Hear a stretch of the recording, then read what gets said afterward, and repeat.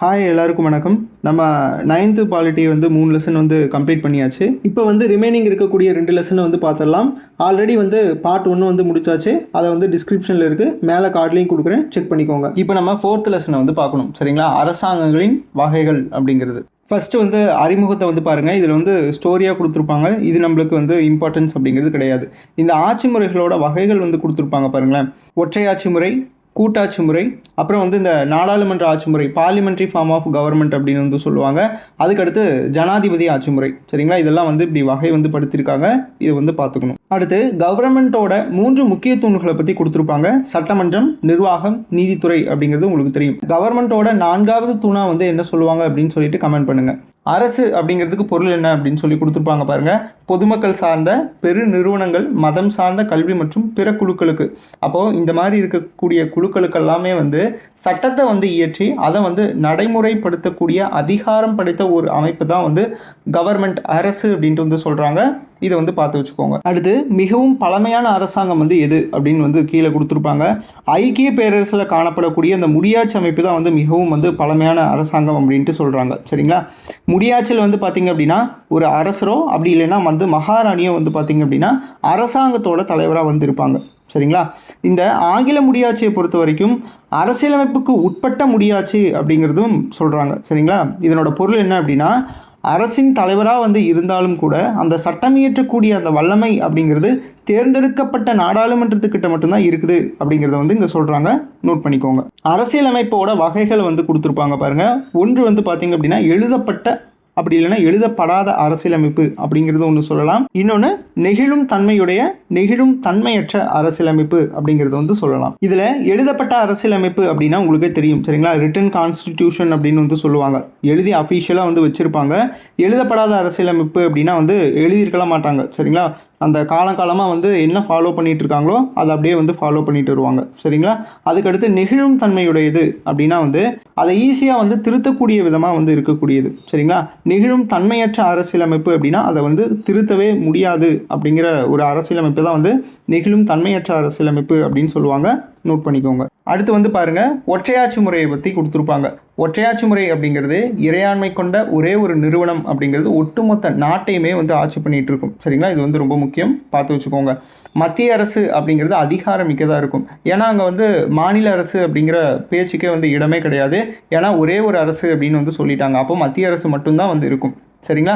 அவங்களுக்கு கீழே இருக்கக்கூடிய நிர்வாக அமைப்புகள் எல்லாமே மத்திய அரசினால் வந்து ஒப்படைக்கப்பட்ட அதிகாரங்களை மட்டும்தான் வந்து செயல்படுத்தக்கூடியதாக வந்து இருக்கும். சரிங்களா? இதை வந்து ஞாபகம் வச்சுக்கோங்க. இதனோட எக்ஸாம்பிள்லாம் வந்து பாருங்கள், இங்கிலாந்து, ஃப்ரான்ஸு, ஜப்பான் மற்றும் இலங்கை.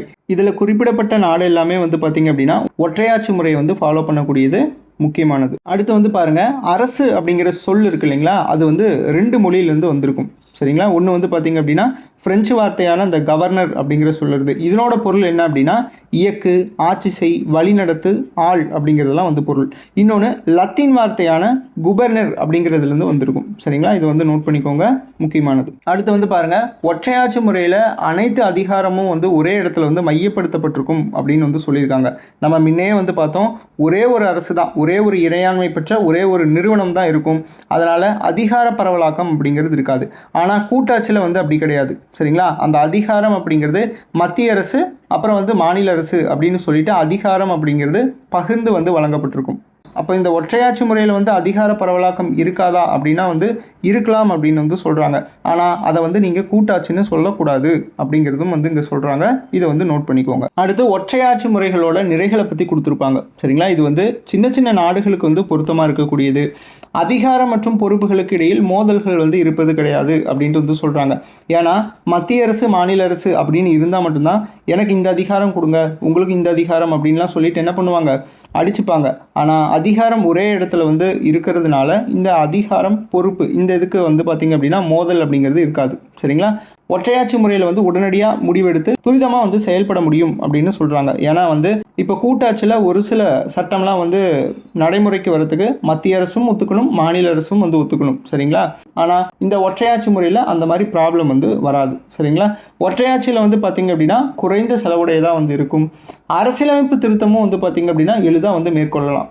சரிங்களா. முன்ன சொன்ன மாதிரி தான் மத்திய அரசு மாநில அரசு ஒரு சில சட்டத்துக்குலாம் வந்து பார்த்திங்க அப்படின்னா மத்திய அரசு மாநில அரசு 2 பேரும் நினச்சா மட்டும்தான் வந்து நடைமுறை அப்படிங்கிறது பண்ண முடியும். சரிங்களா. அதுக்கடுத்து ஒற்றுமை, சீரான சட்டம், கொள்கை மற்றும் நிர்வாகத்தினை வந்து உள்ளடக்கியது அப்படின்னு வந்து கொடுத்துருக்காங்க. சும்மா வந்து ஜஸ்ட் ரீட் மட்டும் பண்ணிக்கோங்க. அடுத்து ஒற்றையாட்சி முறையோட குறைகளை பற்றி கொடுத்துருப்பாங்க. மிகப்பெரிய நாடுகளுக்கு வந்து பொருத்தமற்றதாக வந்து இருக்கும். சரிங்களா. மத்திய அரசு அப்படிங்கிறது ஒன்று இருக்கிறதுனால பல பிரச்சனைகளை வந்து கையாள வேண்டியதாக இருக்கும். அதனால் நிர்வாக தாமதம் அப்படிங்கிறது ஏற்படக்கூடிய வாய்ப்பு அப்படிங்கிறது இருக்குது அப்படின்னு வந்து சொல்கிறாங்க. சரிங்களா. இந்த மத்திய அரசு வந்து பார்த்திங்க அப்படின்னா உள்ளூர் பிரச்சனைகள், இப்போ நம்ம வந்து லோக்கல் பாடிஸ்ன்னு நம்ம சொல்கிறோம் இல்லைங்களா, அந்த மாதிரி பிரச்சனைகள்லாம் வந்து பார்த்திங்க அப்படின்னா அவங்களோட நலனில் வந்து அக்கறை அப்படிங்கிறது வந்து காட்டாது அப்படின்னு வந்து கொடுத்துருக்காங்க. சரிங்களா.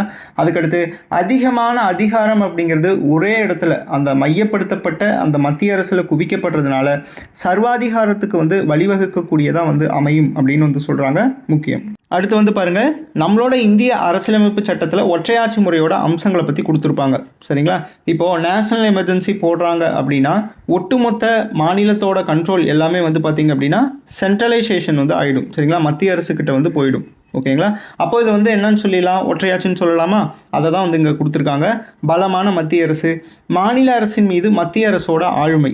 சரிங்களா. அதுக்கடுத்து ஒற்றை அரசமைப்பு, அடுத்து அரசியலமைப்பின் நெகிழ்வுத்தன்மை. சரிங்களா. நெகிழ்வுத்தன்மை அப்படின்னா ஈஸியாக வந்து திருத்தக்கூடியதாக வந்து இருக்கும். அடுத்து வந்து மாநிலங்களின் சமமற்ற பிரதிநிதித்துவம் அப்படின்னு வந்து சொல்கிறாங்க. சரிங்களா. ஏன்னா மத்திய அரசு அப்படிங்கிறது அதிகாரம் அதிகமாக வந்து இருக்கும் மாநில அரசை கம்பேர் பண்ணுறதோட. சரிங்களா.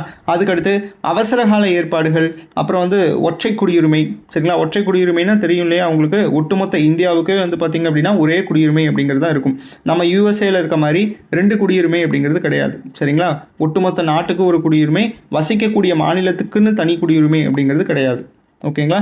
அதுக்கடுத்து ஒருங்கிணைக்கப்பட்ட ஒற்றை நீதித்துறை, சுப்ரீம் கோர்ட் அப்படிங்கிறது இதில் வந்து ஹை அத்தாரிட்டியாக வந்து இருக்கும். இதை வந்து ஞாபகம் வச்சுக்கோங்க. அதுக்கடுத்து அகில இந்திய சேவைகள், ஆளுநர்கள் மத்திய அரசினால் வந்து நியமிக்கப்படக்கூடியது. இது எல்லாமே வந்து பார்த்திங்க அப்படின்னா ஒற்றையாட்சி அம்சத்துக்கு கீழே வந்து வரக்கூடியது. இதெல்லாம் கூற்று காரணத்தில் கேட்க வாய்ப்பு இருக்குது. சரிங்களா. கீழ்கண்டவற்றுள் வந்து ஒற்றையாட்சி அம்சம் இல்லாதது எது அப்படிங்கிறது வந்து கேட்பாங்க. இதை கொஞ்சம் பார்த்து வச்சுக்கோங்க. அடுத்து கூட்டாட்சி முறை ஆட்சியை வந்து பார்க்கலாம். இந்த தேசிய அரசுக்கும் பிராந்திய அரசு, அதாவது வந்து மாநில அரசுக்கும் இடையில் இருக்கும் உறவின் அடிப்படையில் தான் வந்து பார்த்திங்க அப்படின்னா ஒற்றையாட்சியா இல்லை கூட்டாட்சியா அப்படின்னு சொல்லிட்டு அரசு வந்து வகைப்படுத்துது. சரிங்களா. இவங்க 2 பேர்த்துக்கும் இருக்கக்கூடிய அந்த ரிலேஷன்ஷிப்பை வச்சு தான் என்ன பண்ணுறாங்க அப்படின்னா இது ஒற்றையாட்சிக்கு கீழே வருமா இல்லை கூட்டாட்சிக்கு கீழே வருமா அப்படின்னு சொல்லிட்டு ஒரு கவர்மெண்ட் வந்து முடிவு பண்ணுது. சரிங்களா. இந்த அரசியலமைப்பு சட்டத்தோட படி தேசிய அரசு, சரிங்களா, அதான் வந்து மத்திய அரசு அப்படின்னு சொல்லுவாங்க. அடுத்து வந்து பிராந்திய அரசு, அதான் வந்து மாநில அரசு, தங்களோட அதிகாரத்தை வந்து பகிர்ந்துப்பாங்க. சரிங்களா. அதிகாரத்தை பகிர்ந்து தன்னோட எல்லைக்குள்ளே உட்பட்டு சுதந்திரமாக வந்து செயல்படக்கூடியது தான் வந்து கூட்டாட்சி முறை அப்படின்னு சொல்லுவாங்க. சரிங்களா. எக்ஸாம்பிளுக்கு கொடுத்துருக்காங்க பாருங்கள், ஐக்கிய அமெரிக்க நாடுகள், சுவிட்சர்லாண்டு, ஆஸ்திரேலியா, அடுத்து கனடா, பிரேசில், அர்ஜென்டினா, இதெல்லாம் வந்து ரைட் சைடில் கொடுத்துருப்பாங்க. அதை நம்ம வந்து நீங்கள் அந்த பக்கம் வந்து பார்த்துக்கோங்க. சரிங்களா. அதுக்கடுத்து கூட்டாட்சியில் பொறுத்த வரைக்கும் தேசிய அரசை வந்து என்ன சொல்லுவாங்க அப்படின்னா மத்திய அரசு அப்படின்னும், இங்கே பிராந்திய அரசு வந்து மாநில அரசு அப்படின்னு வந்து சொல்லுவாங்க. இதையும் வந்து கொடுத்துருப்பாங்க, நோட் பண்ணிக்கோங்க. அடுத்து ஒற்றையாட்சி முறைக்கும் கூட்டாட்சி முறைக்கும் வந்து வேறுபாடு வந்து கொடுத்துருப்பாங்க. ஒற்றையாட்சி முறை அப்படிங்கிறது ஒரே ஒரு அரசு அல்லது துணைக்குழுக்கள் வந்து வச்சுருந்துருக்கும். சரிங்களா. அதான் வந்து நம்ம முன்னையே வந்து பார்த்தோம், அதிகார பரவலாக்கம் அப்படிங்கிறது ஒற்றையாட்சியில் வந்து இருக்கக்கூடுமா அப்படின்னா இருக்கலாம். அதான் வந்து துணைக்குழுக்கள்கிட்ட வந்து கொடுத்துருவாங்க. ஆனால் அதை நம்ம கூட்டாட்சின்னு நம்ம சொல்லலாமா அப்படின்னா வந்து அதை சொல்லக்கூடாது அப்படின்னு சொல்லி கொடுத்துருந்தாங்க. இது வந்து பெஸ்ட் எக்ஸாம்பிளாக வந்து இருக்கும். சரிங்களா. அதுக்கடுத்து கூட்டாட்சி முறையில் 2 நிலையில் வந்து அரசாங்கம் அப்படிங்கிறது இருக்கும். ஒற்றையாட்சியில் வந்து பார்த்திங்க அப்படின்னா பெரும்பாலும் ஒரே ஒரு குடியுரிமை தான் இருக்கும். கூட்டாட்சியில் வந்து இரட்டை குடியுரிமை அப்படிங்கிறது இருக்கும். ஒற்றையாட்சியில் துணைக்குழுக்கள் தன்னிச்சையாக வந்து செயல்பட முடியாது. சரிங்களா. கூட்டாட்சி குழுக்களில் வந்து பார்த்திங்க அப்படின்னா மத்திய அரசுக்கு வந்து உட்பட்டதாக இருக்கும். சரிங்களா. இப்போ நம்ம வந்து மாநில அரசு எல்லாமே வந்து பார்த்திங்க அப்படின்னா மத்திய அரசுக்கு உட்பட்டதாக வந்து இருக்கிறது தான் வந்து இங்கே வந்து சொல்லியிருக்காங்க. அடுத்து அதிகார பகிர்வு அப்படிங்கிறது ஒற்றையாட்சியில் வந்து கிடையாது. இங்கே கூட்டாட்சி முறையில் அதிகார பகிர்வு அப்படிங்கிறது இருக்கும். சரிங்களா. ஒற்றையாட்சியில் மையப்படுத்தப்பட்ட அதிகாரமாக இருக்கும், கூட்டாட்சி முறையில் அதிகார பரவலாக்கமாக இருக்கும். அதான் மத்திய அரசுக்குன்னு ஒரு சில அதிகாரம் வந்து இருக்கும், மாநில அரசுக்கு அப்படின்னு சொல்லிட்டு ஒரு சில அதிகாரம் அப்படிங்கிறது இருக்கும். சரிங்களா. அதை தான் வந்து இங்கே கொடுத்துருக்காங்க. ரொம்ப முக்கியம், நோட் பண்ணிக்கோங்க. அடுத்து கூட்டாட்சி முறையோட நிறைகளை பற்றி கொடுத்துருப்பாங்க. இதையும் வந்து நம்ம பார்த்துடலாம். சரிங்களா. உள்ளூர் சுயாட்சி மற்றும் தேசிய ஒருமைப்பாட்டுக்கு இடையே வந்து சமரசம் வந்து ஏற்படுற விதமாக வந்து இருக்கும். சரிங்களா. இப்போ நம்ம லோக்கல் பாடிஸாக இருக்கட்டும், அப்படி இல்லைன்னா நீங்கள் மாநில அரசுன்னு கூட எடுத்துக்கலாம். சரிங்களா. அங்கே இருக்கக்கூடிய மத்திய அரசு, இவங்க 2 பேர்த்துக்கும் அதிகாரம் அப்படிங்கிறது சமமாக வந்து பிரிக்கப்பட்டு இருக்கிறதுனால ஒரு சமரசம் வந்து ஏற்படக்கூடிய வாய்ப்பு அப்படிங்கிறது இருக்கும். ஓகேங்களா. அதுக்கடுத்து மத்திய மாநில அரசுகளுக்கு இடையிலான அதிகார பகிர்வு நிர்வாக திறன்கள் வந்து மேம்பட வழிவகுக்குது அப்படின்னு வந்து சொல்கிறாங்க. இதையும் வந்து பார்த்து வச்சுக்கோங்க. அடுத்து இது மிகப்பெரிய நாடுகள் தோன்றுவதற்கு வந்து வழிவகுக்குது அப்படிங்கிறதும் கொடுத்துருக்காங்க. இதை வந்து நோட் பண்ணிக்கோங்க. அதுக்கடுத்து அதிகாரம் வந்து பகிர்ந்தளிக்கிறாங்கல்ல, மத்திய அரசு வந்து நீங்கள் இதெல்லாம் பார்த்துக்கோங்க, மாநில அரசு நாங்கள் இதெல்லாம் பார்த்துக்குறோம் அப்படின்னு சொல்லிட்டு அப்படி பகிர்வு இருக்கிறதுனால சர்வாதிகார போக்கை வந்து தடுக்குது அப்படின்னு வந்து சொல்கிறாங்க. மிகப்பெரிய நாடுகளுக்கு வந்து பொருத்தமாக இருக்கக்கூடியது நம்ம வந்து முன்னே வந்து பார்த்தது தான். அடுத்து பொருளாதார மற்றும் பண்பாடு முன்னேற்றங்களுக்கு வந்து நன்மை வந்து அளிக்கக்கூடிய விதமாகவும் வந்து இருக்குது. இதையும் வந்து நோட் பண்ணிக்கோங்க, முக்கியமானது. அடுத்து கூட்டாட்சி முறையோட குறைகளை பற்றி பார்க்கலாம். ஒற்றையாட்சி முறையோட ஒப்பிடும்போது வந்து பார்த்திங்க அப்படின்னா கூட்டாட்சி முறை அப்படிங்கிறது பலவீனமானது. சரிங்களா, இது வந்து ரொம்ப ரொம்ப முக்கியம். இது கூற்று காரணம்ல கேட்கக்கூடிய வாய்ப்பு இருக்குது. சரிங்களா, பார்த்து வச்சுக்கோங்க. கூட்டாட்சி முறை அப்படிங்கிறது அதிக செலவினம் கொண்டதாக இருக்குது. ஏன்னா வந்து மத்திய அரசுக்கு அப்படின்னு சொல்லிட்டு ஒரு நிதி வந்து ஒதுக்கணும், பிராந்திய அரசு மாநில அரசுக்கு அப்படின்னு சொல்லிட்டு சில நிதிகள்லாம் வந்து ஒதுக்கிறதுனால அதிக செலவு வந்து இருக்கும். சரிங்களா. அடுத்து பிராந்திய போக்குகள் தான் வந்து பொதுவாக வந்து காணப்படும் அப்படின்ட்டு வந்து சொல்கிறாங்க. பிராந்தியம்னா வந்து இந்த மாநிலத்தோட போக்குகள் தான் வந்து அதிகமாக வந்து காணப்படும் அப்படின்னு வந்து சொல்கிறாங்க.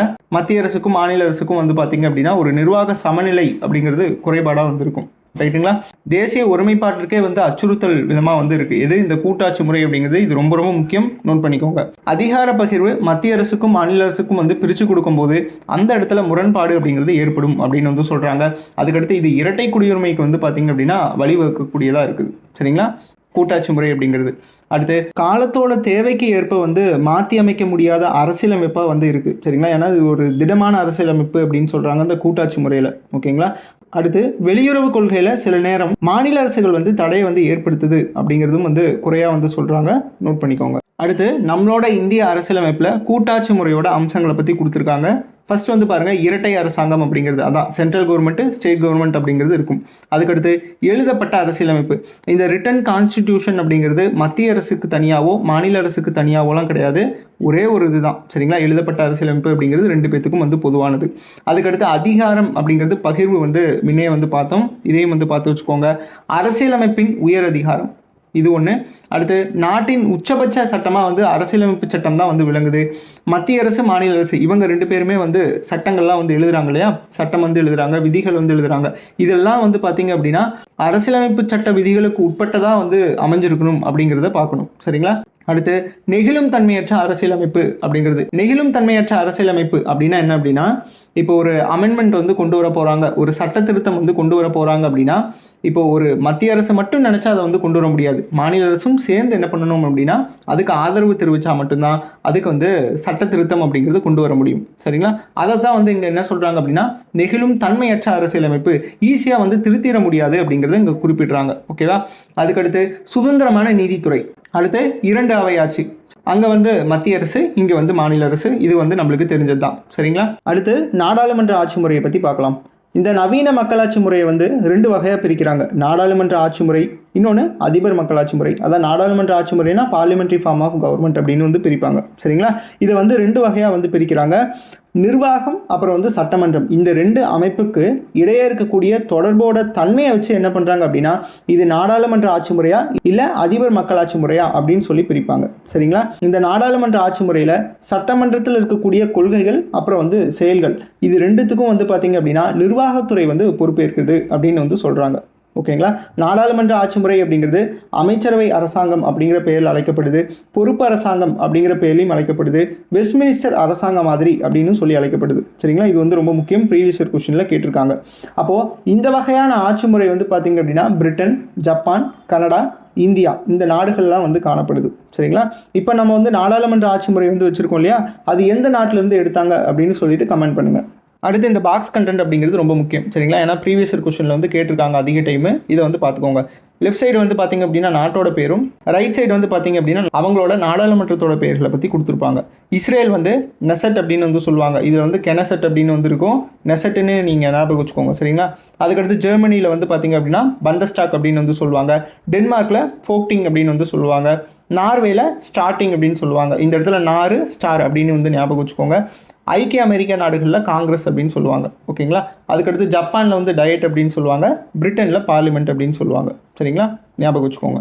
அடுத்து நாடாளுமன்ற ஆட்சி முறையோட அம்சங்களை பற்றி கொடுத்துருப்பாங்க, இதை வந்து பார்க்கணும். பெயரளவில் மற்றும் உண்மையான நிர்வாகிகள், இது வந்து உங்களுக்கே தெரியும். சரிங்களா, பெயரளவு தலைவர் யார், உண்மையான தலைவர் யார் அப்படின்னு சொல்லிட்டு கீழே வந்து கமெண்ட் பண்ணுங்கள். அடுத்து பெரும்பான்மை கட்சி வந்து ஆட்சியை வந்து பிடிப்பாங்க, இது உங்களுக்கு தெரிஞ்சது தான். அடுத்து வந்து கூட்டு பொறுப்புணர்வு, இது வந்து ரொம்ப முக்கியம்.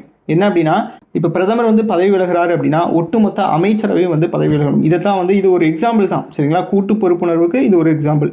நிறையா வந்து இருக்குது, இது வந்து நீங்கள் பெஸ்ட் எக்ஸாம்பிளாக இருக்கும். அடுத்து இரட்டை உறுப்பினர், சரிங்களா? இதுவும் வந்து உங்களுக்கு தெரியும், அந்த மேலவை அப்புறம் வந்து கீழவை உறுப்பினர்கள். அடுத்து பிரதம மந்திரியோட தலைமை, சரிங்களா? அடுத்து நாடாளுமன்ற ஆட்சி முறையோட நிறைகள் குறைகளை பற்றி பார்த்துடலாம். ஃபர்ஸ்ட் வந்து நிறைகள் முடிச்சிடலாம். சட்டமன்றம் மற்றும் நிர்வாகத்துறைக்கு இடையிலான இணக்கம், இவங்க 2 பேத்துக்குமே வந்து பார்த்திங்க அப்படின்னா ஒரு இணக்கமான ஒரு நல்ல ரிலேஷன்ஷிப் அப்படிங்கிறது வந்து இருக்கும், சரிங்களா? சட்டமன்றத்துக்கும் நிர்வாகத்துறைக்கும். அப்புறம் ஒரு பொறுப்பான அரசாங்கம் வந்து உருவாகிறதுக்கு காரணமாக வந்து இருக்கக்கூடியது சர்வாதிகாரத்தை வந்து தடுக்குது, சரிங்களா? இந்த நாடாளுமன்ற ஆட்சி முறை அப்படிங்கிறது. அடுத்து பரவலான பிரதிநிதித்துவம், சரிங்களா? இங்கே சென்ட்ரல் கவர்மெண்ட்லேயும் பிரதிநிதிகள், இங்கே ஸ்டேட் கவர்மெண்ட்லேயும் பிரதிநிதிகள் இருக்காங்க இல்லையா, இதுதான் வந்து சொல்கிறாங்க, நோட் பண்ணிக்கோங்க. அதுக்கடுத்து குறைகளை பொறுத்த வரைக்கும் இது நிலையற்ற அரசாங்கம். ஏன்னா மெஜாரிட்டி இருக்கிற வரையும் தான் வந்து அந்த கவர்மெண்ட் அப்படிங்கிறது ரன் ஆகும். மெஜாரிட்டி இல்லை அப்படின்னா எப்போனாலும் என்ன ஆகும், கலைக்க வேண்டிய சுச்சுவேஷனில் வந்து வரலாம், சரிங்களா? அடுத்து தொடர்ச்சியற்ற கொள்கைகள், அமைச்சரவையோட சர்வாதிகாரம். நம்ம வந்து அமைச்சர்கள் அப்படின்னு சொல்லிட்டு வந்து நிறைய தவறான விஷயங்கள்லாம் வந்து ஈடுபடுறாங்க, அதை தான் வந்து அமைச்சரவையோட சர்வாதிகாரம் அப்படின்ட்டு வந்து சொல்கிறாங்க, சரிங்களா? அதிகாரங்களை வந்து பறிக்கிறதுக்கு உண்டான சிக்கல், இது எல்லாமே வந்து பார்த்திங்க அப்படின்னா குறைகளில் வந்து சொல்கிறாங்க, நோட் பண்ணிக்கோங்க. அடுத்து அதிபர் மக்களாட்சியை பற்றி கொடுத்துருப்பாங்க. இது வந்து நம்மளுக்கு வந்து அவ்வளோக்கும் வந்து இம்பார்ட்டன்ட் கிடையாது, சரிங்களா? ஜஸ்ட் ரீட் மட்டும் பண்ணிக்கோங்க. இதில் அந்த அதிபர் ஆட்சியில் வந்து பார்த்திங்க அப்படின்னா அமைச்சரவையை கிச்சன் கேபினெட் அப்படின்னு வந்து சொல்லுவாங்க, இதை மட்டும் பார்த்து வச்சுக்கோங்க, சரிங்களா? அடுத்து அதிபர் மக்களாட்சி முறைக்கும் நாடாளுமன்ற ஆட்சி முறைக்கும் வந்து பார்த்திங்க அப்படின்னா டிஃப்ரென்ஷியேட் வந்து கொடுத்துருப்பாங்க, இது நம்ம வந்து பார்க்கணும், சரிங்களா? அதிபர் மக்களாட்சியை பொறுத்த வரைக்கும் குடியரசுத் தலைவர் டைரெக்டாக மக்களால் வந்து தேர்ந்தெடுக்கப்படுவாங்க. இந்த நாடாளுமன்ற ஆட்சி முறை பொறுத்த வரைக்கும் பெரும்பான்மை பெற்ற கட்சியோட தலைவர் வந்து பிரதம அமைச்சராக வந்திருப்பாங்க, சரிங்களா? இது வந்து ஞாபகம் வச்சுக்கலாம். அதுக்கடுத்து அதிபர் தான் வந்து இங்கே அதிகாரம் படைத்தவங்களாக வந்திருப்பாங்க. இங்கே மத்திய சட்டமன்றம் வந்து அதிகாரம் படைத்ததாக இருக்கும், சரிங்களா? இங்கே அதிகார பிரிவினை அப்படிங்கிறது இருக்கும். இங்கே அதிகார பிரிவினை அப்படிங்கிறது மையப்படுத்தப்படாமல் இருக்கும், சரிங்களா? ஏன்னா வந்து சென்ட்ரல் கவர்மெண்ட், ஸ்டேட் கவர்மெண்ட் அப்படின்னு சொல்லிட்டு 2 பேருக்குமே தனித்தனி அதிகாரம் அப்படிங்கிறது பிரிக்கப்பட்டிருக்கும், சரிங்களா? அதிபர் மக்களாட்சியை பொறுத்த வரைக்கும் சுதந்திரமாக வந்து செயல்படக்கூடிய பிரிவுகள்லாம் வந்திருக்கும். இங்கே தனித்தனியாக சார்புடைய செயல்பாடுகளை கொண்ட பிரிவுகள் அப்படிங்கிறது வந்து இங்கே இருக்குது, சரிங்களா? அடுத்து மாகாணத்தோட தலைவர் வந்து அதிபராக இருப்பார். இங்கே அரசின் தலைவர் யார் அப்படின்னா குடியரசுத் தலைவர், சரிங்களா? இது உங்கள்கிட்ட ஆல்ரெடி சொல்லியிருக்கேன், ஹெட் ஆஃப் த ஸ்டேட் அப்படின்னு சொல்லிட்டு இங்கிலீஷில் வந்து ஞாபகம் வச்சுக்கோங்க அப்படின்னு சொல்லிட்டு, சரிங்களா? அடுத்து அரசாங்கத்தோட தலைவர் வந்து அதிபராக வந்திருப்பார். இங்கே அரசாங்கத்தின் தலைவர் பிரதம அமைச்சராக இருப்பார், சரிங்களா? அடுத்து அதிபர் மக்களாட்சியை பொறுத்த வரைக்கும் தனிநபர் தலைமையில் இருக்கும். இங்கே வந்து பார்த்திங்க அப்படின்னா கூட்டு தலைமையில் இருக்கும், ஓகேவா? அடுத்து மகாசபையோட செயல்களுக்கு அதிபர் வந்து பொறுப்பை வந்து ஏற்க மாட்டார். இங்கே வந்து கூட்டு மற்றும் தனித்தனியான பொறுப்புகள் அப்படிங்கிறத வந்து பார்க்கணும், சரிங்களா? இந்த கூட்டு பொறுப்புகள் அப்படிங்கிறது நம்ம முன்னே வந்து பார்த்தோம் என்ன அப்படின்னு சொல்லிட்டு, அவ்வளோதான். அடுத்து பாருங்க, இந்தியாவில் இருக்கக்கூடிய மத்திய அரசுக்கும் மாநில அரசுக்கும் இடையே இருக்கக்கூடிய உறவுகளை பற்றி ஆர்டிகல் வந்து கொடுத்துருப்பாங்க. சட்டமன்ற உறவுகளை பொறுத்த வரைக்கும் ஆர்டிகல் 245 255 வரை வந்து இருக்குது. அடுத்து நிர்வாக உறவுகளை பொறுத்த வரைக்கும் ஆர்டிகல் 256 ஆர்டிகல் 263 வரை இருக்குது, சரிங்களா? அதுக்கடுத்து நிதி உறவுகளை பொறுத்த வரைக்கும் ஆர்டிகல் 268 294 வரை இருக்குது, சரிங்களா? இது வந்து நம்ம 10th புக்கில் வந்து 268 293 அப்படின்னு சொல்லி கொடுத்துருப்பாங்க, அதையும் நீங்கள் பார்த்துக்கணும், சரிங்களா? அடுத்து இந்த 3 பட்டியல் அப்படிங்கிறது ரொம்ப ரொம்ப முக்கியம், சரிங்களா? இந்த பட்டியல் வந்து என்ன சொல்லுவோம் அப்படின்னா, இப்போ மத்திய பட்டியல், மாநில பட்டியல், பொது பட்டியல் அப்படின்னு இருக்குது. மத்திய பட்டியலில் இருக்கக்கூடிய துறைகள் இருக்கு இல்லையா, அந்த துறைகளை எல்லாமே வந்து பார்த்திங்க அப்படின்னா சென்ட்ரல் கவர்மெண்ட் மட்டும்தான் வந்து சட்டம் அப்படிங்கிறது ஏற்ற முடியும். மாநில பட்டியலில் இருக்கிறதெல்லாம் மாநில அரசு வந்து சட்டம் வந்து ஏற்றலாம். பொதுப்பட்டியல் அப்படிங்கிறது 2த்துக்குமே வந்து பொதுவானது, சரிங்களா? யார் வேணாலும் வந்து சட்டம் இயற்றலாம். ஆனால் இறுதி முடிவு அப்படிங்கிறது வந்து பார்த்திங்க அப்படின்னா மத்திய அரசு என்ன சொல்லுதோ அதை தான் வந்து கேட்கணும் அப்படிங்கிறத தெரிஞ்சுக்கணும். அடுத்து ஒவ்வொரு பட்டியலும் வந்து எத்தனை துறைகள் அப்படிங்கிறத நம்ம வந்து பார்க்கணும், சரிங்களா? மத்திய பட்டியலை பொறுத்த வரைக்கும் 100 துறைகளை வந்து உள்ளடக்கி இருக்குது. அதில் வந்து கொடுத்துருப்பாங்க பாருங்கள், வெளியுறவு துறைகள், பாதுகாப்பு, ஆயுதப்படைகள், தொலைத்தொடர்பு, தபால் மற்றும் தந்தி, மாநிலங்களுக்கு இடையிலான வியாபாரம், அப்புறம் வணிகம், இது எல்லாமே வந்து பார்த்திங்க அப்படின்னா மத்திய பட்டியலுக்கு கீழே வரும். கிட்டத்தட்ட ஒரு 100 துறைகள் அப்படிங்கிறது இருக்குது. அடுத்து மாநில பட்டியலை பொறுத்த வரைக்கும் 61 துறைகள் அப்படிங்கிறது இருக்குது. ஃபஸ்ட்டு ஸ்டார்டிங்கில் வந்து 66 வந்து இருக்கும்.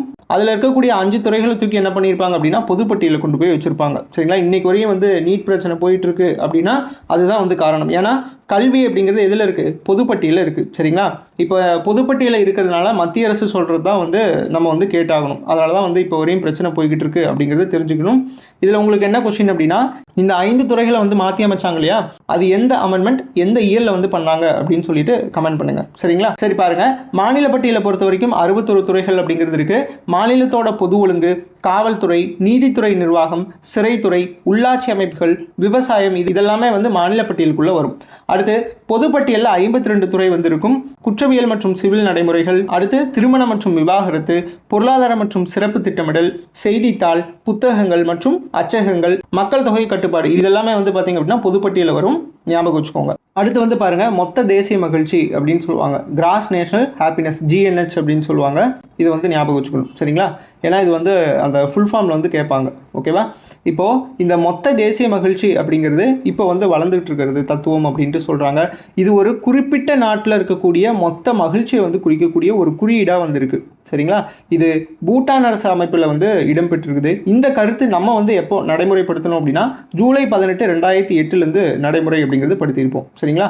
மொத்த தேசிய மகிழ்ச்சி அப்படிங்கிற ஒரு சொல்லோட பதத்தை பூட்டானில் 4ஆம் மன்னராக இருக்கக்கூடிய ஜிக்மே சிங்வே வான்சுக் அப்படிங்கிறவர் என்ன பண்ணியிருந்திருப்பார் அப்படின்னா நடைமுறை வந்து படுத்தினார். எப்போ 1970களில் வந்து உருவாக்கப்பட்டது இந்த இது, சரிங்களா? இதை வந்து ஞாபகம் வச்சுக்கோங்க. இதில் இந்த மொத்த தேசிய மகிழ்ச்சி அப்படிங்கிறது எதை வச்சு நம்ம வந்து சொல்கிறோம் அப்படின்னு சொல்லிட்டு கீழே வந்து நான் வந்து அண்டர்லைன் வந்து பண்ணியிருந்திருப்பேன். இதை கொஞ்சம் பார்த்து வச்சுக்கோங்க, சரிங்களா? இது நீங்கள் எப்படி ஞாபகம் வச்சுக்கிறீங்க அப்படின்னா இந்த GNH அப்படிங்கிறது GHன்னு வந்து ஞாபகம் வச்சுக்கோங்க, சரிங்களா? அங்கே இருக்கக்கூடிய பேஷண்ட்டை வந்து என்னென்னு சொல்லுவாங்க, கேஸ்ன்னு தானே சொல்லுவாங்க. அதை அப்படியே ஞாபகம் வச்சுக்கோங்க. CASE அப்படிங்கிறது இதுதான் வந்து ஷார்ட்கட் இதுக்கு. இது இங்கிலீஷில் வந்து நீங்கள் ஞாபகம் வச்சுக்கோங்க, சரிங்களா? Cனா வந்து கல்ச்சுரல் அப்படின்னு வந்து சொல்லுவாங்க, சரிங்களா? இங்கே வந்து கலாச்சாரம் அப்படின்னு சொல்லி கொடுத்துருப்பாங்க. A அப்படின்னா வந்து அட்மினிஸ்ட்ரேஷன், சரிங்களா? நிர்வாகம். அதுக்கடுத்து S அப்படின்னா வந்து சஸ்டைனபிள் டெவலப்மெண்ட், நிலையான மற்றும் சமமான சமூக பொருளாதார வளர்ச்சி அப்படின்னு கொடுத்துருக்காங்களா, இது ஒன்று ஞாபகம் வச்சுக்கோங்க. அதுக்கடுத்து E அப்படிங்கிறது என்விரான்மெண்ட், அதான் வந்து சுற்றுச்சூழல் பாதுகாப்பு. இதை மட்டும் நீங்கள் ஞாபகம் வச்சுக்கிட்டிங்கன்னா போதுமானது இதுக்கு, சரிங்களா? இந்த லெசன் அப்படிங்கிறது முடிஞ்சிச்சு. நம்ம நெக்ஸ்ட் லெசனில் போகலாம். அடுத்து லெசன் 5 உள்ளாட்சி அமைப்புகள் அப்படிங்கிறது. இது வந்து ரொம்ப ரொம்ப முக்கியமான லெசன். இதை வந்து பார்த்து வச்சுக்கோங்க. ஃபஸ்ட்டு வந்து பாருங்கள், உள்ளாட்சி அமைப்போட வரலாற்று பின்னணி வந்து கொடுத்துருப்பாங்க, சரிங்களா? இது வந்து பிற்கால சோழர்கள் காலத்தில் வந்து வளர்ச்சி அடைந்திருக்கு அப்படின்னு நம்ம வந்து போன அதிலே வந்து பார்த்தோம். குறிப்பிட்டு சொல்லணும் அப்படின்னா முதலாம் பராந்தக சோழன் காலத்தில் வந்து வளர்ச்சி பெற்றுச்சு அப்படின்ட்டு வந்து சொல்லுவாங்க, சரிங்களா? அடுத்து மௌரிய பேரரசரோட காலத்தில் உள்ளாட்சி அமைப்புகள் இருந்துச்சு அப்படின்னு சொல்லிட்டு ஆவணக்குறிப்புகள் வந்து இருக்குது, சரிங்களா? இது யாரோட ஆவணக்குறிப்புகள்னு உங்களுக்கு தெரிஞ்சிருக்கும். யார் இந்த சாணக்கியர் வந்து எழுதியிருப்பாரு இல்லைங்களா, அர்த்த சாஸ்திரம், அந்த புக்கில் வந்து சொல்லியிருந்திருப்பாங்க. இதை வந்து ஞாபகம் வச்சுக்கோங்க. அப்போது இது எப்போ சரிய தொடங்குச்சு அப்படின்னா இடைக்காலத்தில் சரிய தொடங்குச்சு. யாருனால அப்படின்னா நிலப்பிரபுக்களால் வந்து சரிய தொடங்குச்சு அப்படின்னு கொடுத்துருப்பாங்க, சரிங்களா? அப்போ இதை மீட்டெடுத்தது யார் அப்படின்னா ரிப்பன் பிரபு வந்து மீட்டெடுத்திருந்திருப்பாரு 1882 ஒரு தீர்மானம் வந்து போட்டு, சரிங்களா? இந்த நவீன உள்ளாட்சி அமைப்புகளுக்கு வந்து அடித்தளமிட்டதுனால ரிப்பன் பிரபுவை உள்ளாட்சி அமைப்போட தந்தை அப்படின்னு சொல்லிட்டு அழைக்கப்படுறாங்க. இது ப்ரீவியஸ் இயர் கொஸ்டினில் கேட்டிருக்காங்க, பார்த்து வச்சுக்கோங்க. அடுத்து 1935 கவர்மெண்ட் ஆஃப் இந்தியா ஆக்ட் அப்படின்னு சொல்லுவாங்க, இந்திய அரசு சட்டம் அப்படிங்கிறது. இதில் என்ன பண்ணியிருப்பாங்க அப்படின்னா மாகாணத்தில் தன்னாட்சியை வந்து அறிமுகப்படுத்தியிருப்பாங்க. மாகாணம்னா மாநிலத்தில், ஓகேங்களா?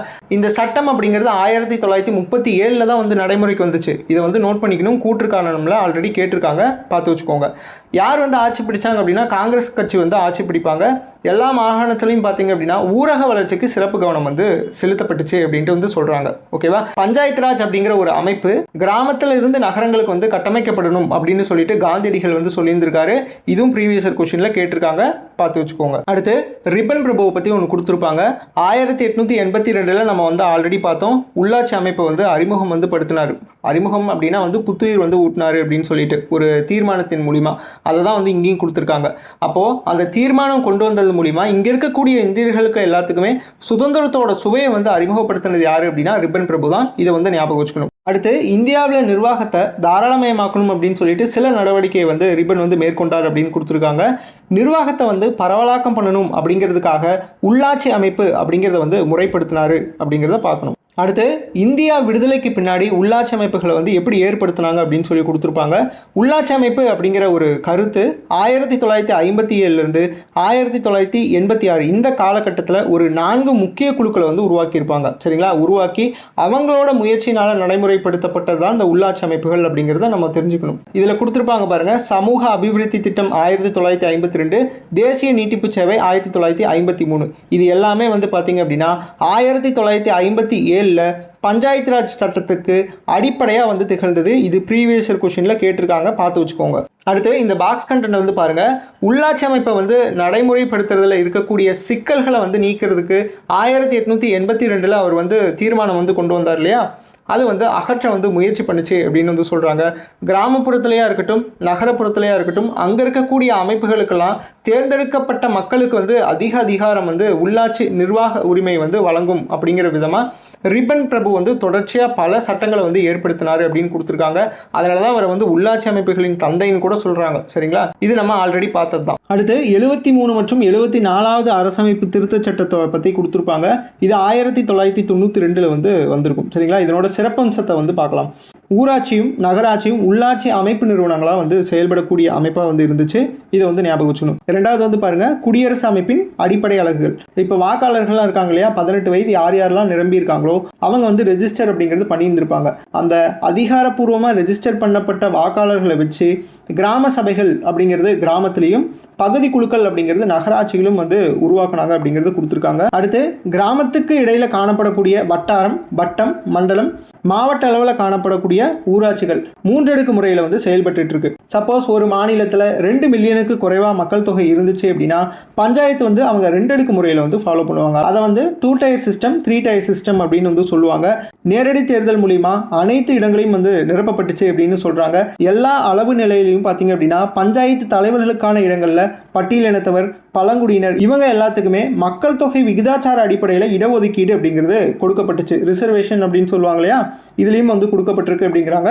ரொம்ப முக்கியம். அடுத்து பெண்களுக்கும் வந்து பார்த்தீங்க அப்படின்னா உள்ளாட்சி அமைப்பில் 3ல் 1 பங்கு இடஒதுக்கீடு வந்து வழங்கப்பட்டிருக்கு. அப்புறம் பெண்களில் இருக்கக்கூடிய பட்டியலினத்தவர், பழங்குடியினர் இவங்க எல்லாத்துக்குமே பார்த்தீங்க அப்படின்னா 3ல் 1 பங்கு இடஒதுக்கீடு அப்படிங்கிறது வழங்கப்படும். அப்புறம் தலைவர் பதவிக்கும் அதே தான். சரிங்களா, இந்த எல்லா அமைப்புக்கும் வந்து பார்த்தீங்க அப்படின்னா 5 ஆண்டுகள் பதவிக்காலம் அப்படிங்கிறது இருக்கும். அந்த பதவிக்காலம் நிறைவடைகிறதுக்கு முன்னாடியே வந்து தேர்தல் அப்படிங்கிறது நடத்தப்படணும் அப்படிங்கிறதும் வந்து சொல்றாங்க. சரிங்களா, சப்போஸ் ஆட்சி கலைக்கப்பட்டுச்சு அப்படின்னா 6 மாசத்துக்குள்ள தேர்தல் நடத்தப்படணும் அப்படிங்கிற ஒரு ரூலையும் சொல்றாங்க. நோட் பண்ணிக்கணும். அடுத்து நம்ம ஸ்டார்டிங்லேயே வந்து பார்த்தோம் 4 குழுக்கள் அப்படிங்கிறது போட்டிருந்தாங்க அப்படின்னு சொல்லிட்டு, அந்த 4 குழுக்கள் அப்படிங்கிறத இந்த இது. சரிங்களா, பல்வந்த்ராய் மேத்தா குழு அப்படிங்கிறது 1957 வந்து போட்டது. இது 3 அடுக்கு பஞ்சாயத்தை வந்து பரிந்துரைச்சது. கிராம அளவில் கிராம ஊராட்சி இது வந்து நேரடி தேர்தல் வந்து நடக்கும். சரிங்களா, வட்டார அளவில் பஞ்சாயத்து சமிதி அப்படின்னு சொல்லுவாங்க. மாவட்ட அளவில் ஜில்லா பரிஷத் இது வந்து மறைமுக தேர்தல். சரிங்களா, இதெல்லாம் ப்ரீவியஸ் இயர் கொஸ்டினில் கேட்டிருக்காங்க, பார்த்து வச்சுக்கோங்க. அடுத்து அசோக் மேத்தா குழு 1977 78 இந்த காலகட்டத்துக்குள்ளே போடப்பட்டது. இது 2 அடுக்கு முறையை வந்து பரிந்துரைச்சது. சரிங்களா, அது இல்லாமல் அரசியல் கட்சிகள் எல்லாமே வந்து எல்லா நிலை தேர்தலையும் வந்து பங்கு பெறணும் அப்படிங்கிறதும் வந்து வலியுறுத்துச்சு. இதையும் வந்து ஞாபகம் வச்சுக்கோங்க.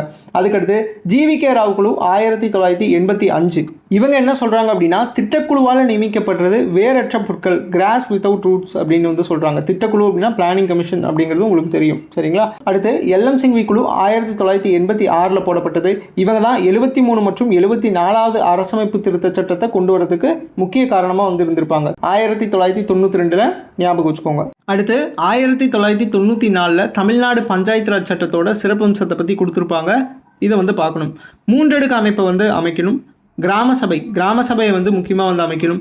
தேர்தல் ஆணையத்தை வந்து நிறுவனம். சரிங்களா, அதுக்கடுத்து நிதி ஆணையத்தை வந்து நிறுவுறது. அடுத்து மக்கள் தொகைக்கு ஏற்ற விதத்தில் பட்டியலினத்தவர், பழங்குடியினர் இவங்களுக்கெல்லாம் வந்து இடஒதுக்கீடு அப்படிங்கிறது கொடுக்கணும். பெண்களுக்கு 3ல் 1 பங்கு அப்படிங்கிறது இடஒதுக்கீடு கொடுக்கணும். மாவட்ட திட்டக்குழு வந்து அமைக்கணும். இது வந்து ரொம்ப முக்கியம். இந்த மாவட்ட திட்டக்குழுவை அமைக்கிறது ரொம்ப ரொம்ப முக்கியம். சரிங்களா, இது எதில் சொல்லியிருப்பாங்க அப்படின்னா 1994 தமிழ்நாடு பஞ்சாயத்து ராஜ் சட்டத்தில் வந்து சொல்லியிருக்காங்க. இதை வந்து பார்த்து வச்சுக்கணும். அடுத்து கிராம ஊராட்சியை பற்றி பார்க்கலாம். கிராமத்தில் செயல்படக்கூடிய உள்ளாட்சி அமைப்பு தான் கிராம ஊராட்சி அப்படின்னு வந்து சொல்லுவாங்க. இதில் தலைவர்கள், பகுதி உறுப்பினர்கள் அப்படின்னு இருப்பாங்க. இவங்க மக்களால் நேரடியாக வந்து தேர்ந்தெடுக்கப்படுவாங்க. யார் யாரெல்லாம் 18 வயசு வந்து பூர்த்தி அடைகிறாங்களோ அவங்கெல்லாம் வந்து இந்த எலெக்ஷனில் வந்து பார்ட்டிசிபேட் பண்ணலாம். சரிங்களா, அவங்களோட பணிக்காலத்தை பொறுத்த வரைக்கும் 5 வருடங்கள் அப்படிங்கிறது வந்து சொல்லியிருக்காங்க. கிராம ஊராட்சியோட ஆய்வாளராக யார் இருப்பாங்க அப்படின்னா மாவட்ட ஆட்சியர் வந்து செயல்படுவார். இதெல்லாம் ப்ரீவியஸ் இயர் கொஸ்டினில் கேட்டிருக்காங்க, பார்த்து வச்சுக்கோங்க.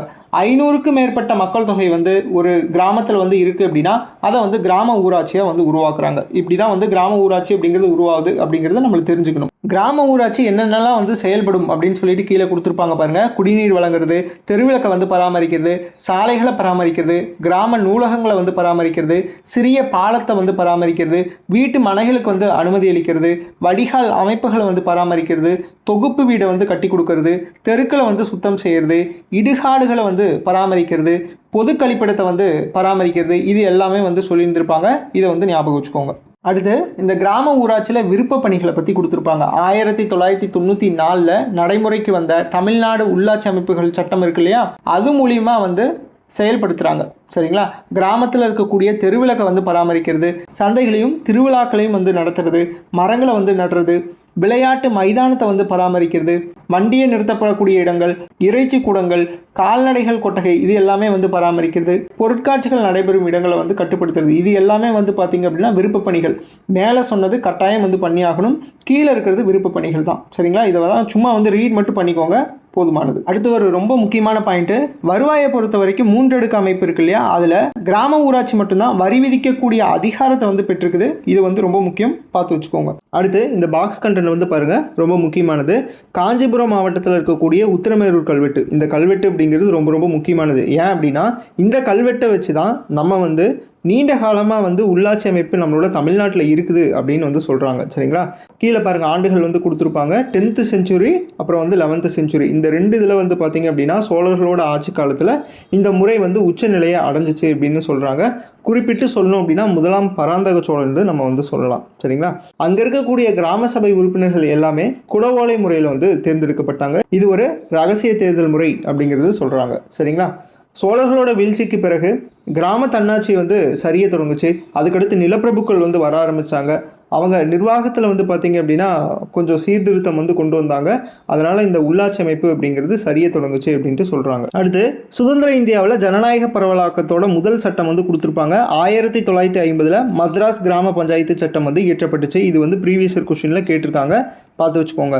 அடுத்து 1957 உள்ளூர் நிர்வாக சீர்திருத்தங்கள் தொடர்பாக வெளியான விவரங்களின் தொடர்ச்சியாக 1958 மദ്രാஸ் பஞ்சாயத்து சட்டமும் மദ്രാஸ் மாவட்ட வளர்ச்சி கவுன்சில் சட்டம், இது ரெண்டுமே வந்து இயற்றப்பட்டுச்சு. இது ரெண்டுமே வந்து ஒரே இயர் தான், ஞாபகம் வச்சுக்கோங்க, முக்கியமானது. அடுத்து கிராம ஊராட்சியில் வந்து நம்ம வரியை வந்து பார்த்தோம் இல்லையா, வரி விதிக்கக்கூடிய அதிகாரம் அப்படிங்கிறது அந்த கிராமத்துக்கு மட்டும்தான் இருக்குது அப்படின்னு சொல்லிட்டு அதில் என்னென்ன வரிகள் அப்படின்னு சொல்லி இங்கே வந்து கொடுத்துருந்துருப்பாங்க.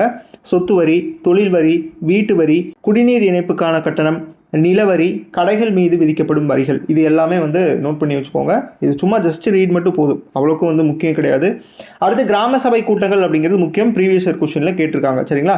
ஒரு வருஷத்தில் 6 டைம் வந்து பார்த்திங்க அப்படின்னா கிராம சபை கூட்டங்கள் அப்படிங்கிறது நடத்தப்படும். ஃபர்ஸ்ட் வந்து ஜனவரி 26 குடியரசு தினத்தன்னைக்கு வந்து நடத்துவாங்க. அதுக்கடுத்து May 1 உழைப்பாளர் தினத்தன்னைக்கு ஒன்று நடத்துவாங்க. ஆகஸ்ட் 15 சுதந்திர தினத்தன்னைக்கு ஒன்று நடத்துவாங்க. அக்டோபர் 2 காந்தி பிறந்த தினத்தன்னைக்கு ஒன்று நடத்துவாங்க. நவம்பர் 1 உள்ளாட்சி தினம், அந்த அன்னைக்கு ஒன்று. மார்ச் 22 உலக தண்ணீர் தினம். இந்த கடைசியாக 2 இருக்கு இல்லையா, இது வந்து ரீசெண்டாக வந்து சேர்த்தது. இதை வந்து நீங்கள் நோட் பண்ணிக்கோங்க, முக்கியமானது. அடுத்து ஊராட்சி ஒன்றியத்தை பற்றி பார்க்கலாம். பல கிராம ஊராட்சிகள்லாம் ஒன்றிணைந்து ஊராட்சி ஒன்றியம் அப்படிங்கிறது உருவாக்கப்படும். சரிங்களா? மக்கள் ஊராட்சி ஒன்றிய உறுப்பினர்களை, அதாவது கவுன்சிலர் அப்படின்னு வந்து சொல்லுவாங்க. ஊராட்சி ஒன்றிய உறுப்பினர்களை தான் வந்து கவுன்சிலர் அப்படின்னு சொல்லுவாங்க. அவங்கள வந்து நேரடியாக வந்து தேர்ந்தெடுப்பாங்க. அந்த உறுப்பினர்களாக இருக்காங்கள்ல, அந்த கவுன்சிலர்ஸ் நிறைய பேர் இருப்பாங்கள்ல, அவங்க எல்லாருமே வந்து சேர்ந்து என்ன பண்ணுவாங்க அப்படின்னா அவங்களில் ஒருத்தரை வந்து தலைவராக சூஸ் பண்ணுவாங்க. அதை தான் வந்து சேர்மேன் அப்படின்ட்டு சொல்கிறாங்க. ஊராட்சி ஒன்றிய தலைவராக வந்து தேர்ந்தெடுப்பாங்க. இதை வந்து ஞாபகம் வச்சுக்கோங்க. இந்த இமேஜை பார்த்தீங்கனாலே தெரியும், கிராம ஊராட்சி அப்படிங்கிறது நம்ம பார்த்தாச்சு ஆல்ரெடி. இப்போ ஊராட்சி ஒன்றியம், இந்த கிராம ஊராட்சியெல்லாம் சேர்ந்தது ஊராட்சி ஒன்றியம். அதுக்கு மேலே இருக்கக்கூடியது மாவட்ட ஊராட்சி. சரிங்களா? இதை மட்டும் புரிஞ்சுக்கோங்க. அடுத்து ஊராட்சி ஒன்றியத்தோட பணிகளை பற்றி கொடுத்துருப்பாங்க, அதை வந்து பார்க்கலாம். இது வந்து குடிநீர் வழங்கும், கிராம சுகாதார நிலையங்களை பராமரிக்கும், சாலைகளை வந்து பராமரிக்கும், மகப்பேறு விடுதிகளை வந்து நிறுவும், பொது கண்காட்சியை வந்து நடத்தக்கூடியது, கால்நடை மருத்துவமனை வந்து நிறுவுறது, சமூக காடுகளை வந்து பராமரிக்கிறது, துவக்கப்பள்ளி கட்டடங்களை வந்து சீர் செய்கிறது. இது எல்லாமே வந்து பார்த்திங்க அப்படின்னா ஊராட்சி ஒன்றியத்தோட பணிகளை ஞாபகம் வச்சுக்கோங்க. அடுத்து ஊராட்சி ஒன்றியத்தோட வளர்ச்சி பணிகளை வந்து மேற்பார்வையிடுற அதிகாரம் யார் யாருக்கு இருக்குது அப்படின்னு சொல்லி கொடுத்துருப்பாங்க.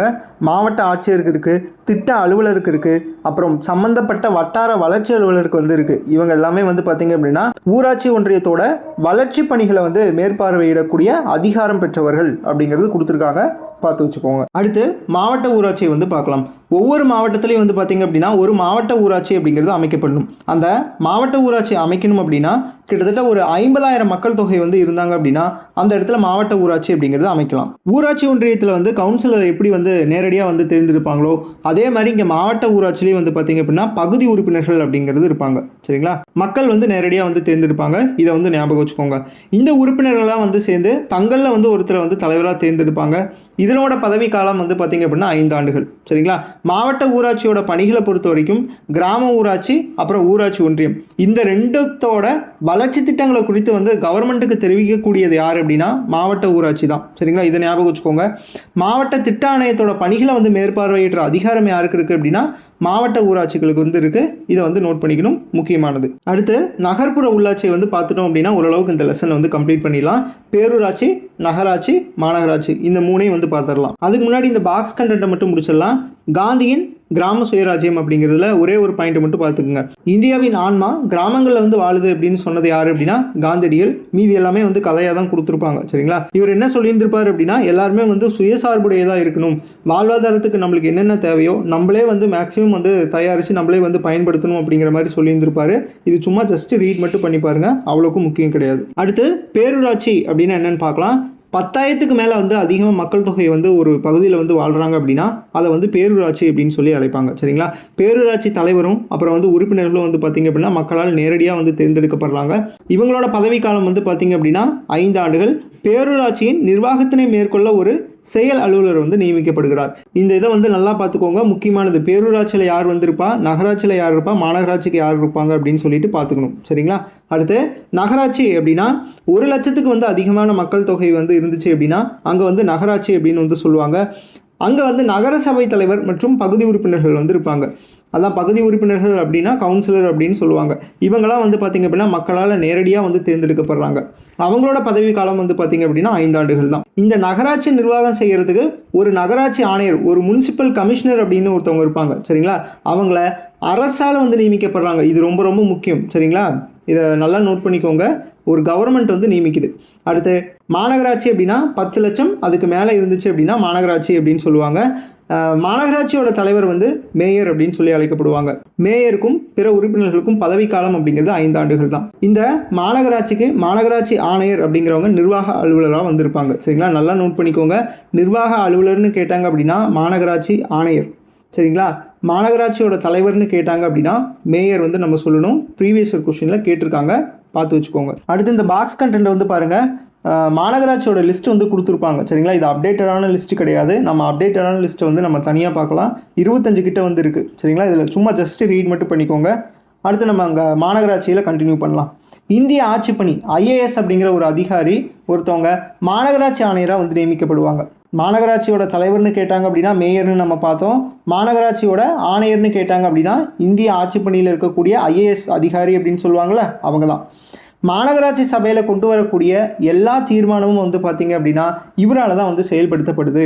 மாநகராட்சி அலுவலகம், அந்த கலெக்டர் ஆஃபீஸ் அப்படிங்கிறது IAS அந்த அதிகாரியோட செயல்பாடுகளுக்கு வந்து உதவிகரமாக இருக்குது அப்படின்னு சொல்கிறாங்க. சரிங்களா, அடுத்து சென்னை மாநகராட்சி கட்டடத்திற்கு எந்த ஆங்கிலேய பிரபுவின் பெயர் வந்து சூட்டப்பட்டுள்ளது அப்படின்னு வந்து கேட்டிருக்காங்க. இது வந்து ரிப்பன் கட்டிடம் அப்படிங்கிறது உங்களுக்கு தெரிஞ்சது தான். சரிங்களா, அடுத்து மாநகராட்சி தலைவராக இருக்கக்கூடிய மேயருக்கு வந்து என்னென்ன முக்கிய பணிகள் அப்படின்னு சொல்லி கொடுத்துருக்காங்க.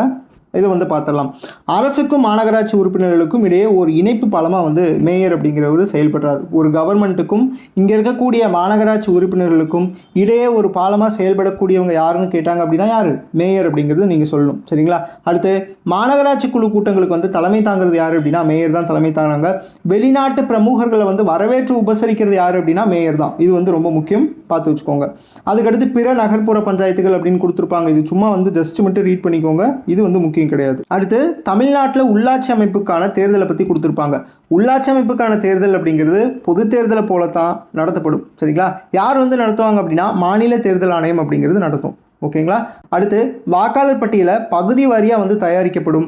பட்டியலினத்தவர், பழங்குடியினர், பெண்கள் இவங்க 3 பேத்துக்குமே சுழற்சி முறையில் வந்து பார்த்திங்க அப்படின்னா மக்கள் தொகை விகிதாச்சார அடிப்படையில் இடஒதுக்கீடு அப்படிங்கிறது வழங்கப்படும் இந்த தேர்தலில். சரிங்களா, இதை வந்து ஞாபகம் வச்சுக்கோங்க, முக்கியமானது. அடுத்து உள்ளாட்சி அமைப்பு எதிர்கொள்ளக்கூடிய பிரச்சனையும் சவாலும், இதை வந்து நம்ம வந்து பார்த்தாகணும். சரிங்களா, உள்ளாட்சி அமைப்பில் இருக்கக்கூடிய பணிகள், அப்புறம் வந்து ஒவ்வொருத்தவங்க என்னென்ன பண்ணணும் அப்படிங்கிற அதிகாரங்கள், இதை பற்றின ஒரு தெளிவான வரையறை அப்படிங்கிறது இல்லை அப்படின்னு வந்து சொல்கிறாங்க. சரிங்களா, இது ஒரு சவாலாக வந்து சொல்கிறாங்க.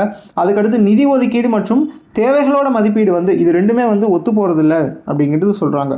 அடுத்து உள்ளாட்சி அமைப்பு எடுக்கக்கூடிய முக்கிய முடிவுகளில் இந்த சாதி, வகுப்பு, சமயம் இதெல்லாம் வந்து மேஜர் ரோல் வந்து ப்ளே பண்ணுற மாதிரி இருக்குது அப்படிங்கிறதும் ஒரு சவாலாக வந்து சொல்கிறாங்க.